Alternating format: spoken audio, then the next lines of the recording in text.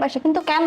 ওনার একটা পার্সেল ছিল, ওনার স্ত্রীর মেবি জন্মদিন, সেই জন্য উনি একটা কেক অর্ডার করেছিলেন। ও ও, আচ্ছা ঠিক আছে, আমাকে দিন। আচ্ছা ম্যাডাম, কিছু মনে না করলে একটা কথা জিজ্ঞেস করি। জি বলুন। স্যার মনে হয় আপনাকে অনেক ভালোবাসে, তাই না?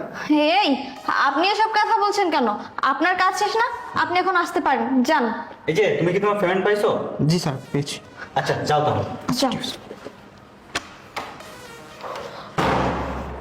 অনেক জোর বাঁচা বেঁচেছি, চলো এইসব রেখে টাকা পয়সা নিয়ে কেটে পড়ি।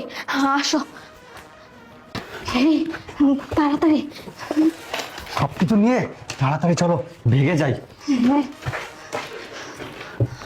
আসো, তাড়াতাড়ি আসো। এই দরজা খুলছে না কেন? এই তুমি খোলার চেষ্টা করো তো। এই এটা তো খুলছে না, আমার মনে হচ্ছে বাইরে থেকে কেউ লক করে দিচ্ছে। এখন কি হবে?